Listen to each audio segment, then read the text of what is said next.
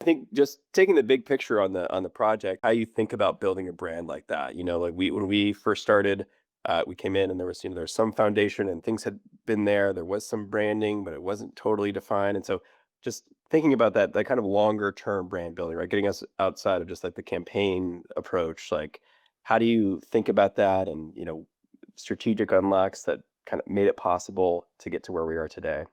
Playing by a produce playbook is just not going to work in the space for what we wanted to do with Sumo Citrus. And I think it really helps that Sumo Citrus is just a product that people absolutely love.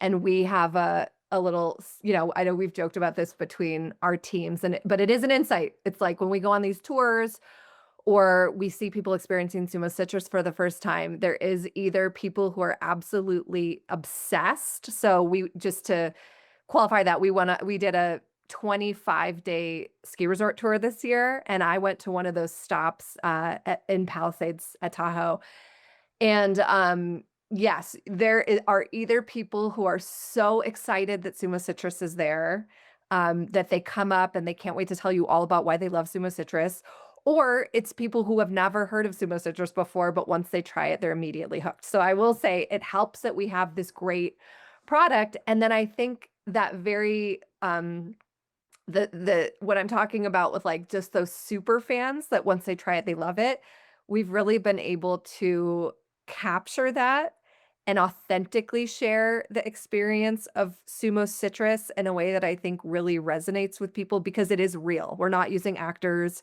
we're using real people who just are so excited about Sumo Citrus that they wanna share about the brand. So, I think thinking about it long term, it's like we started out kind of knowing that there was this cult group of super fans.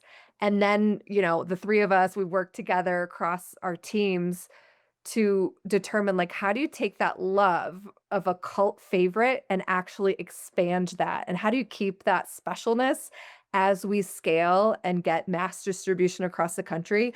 Because, it's tricky. It's tricky once something goes mainstream to still have that love, but that's been something that we've all been very aware of keeping. I think it's worked over time, and people still feel like they're becoming part of the club when they try it, and it is such a great fruit and a great experience that, we've been able to hold that over time, which I think is really important.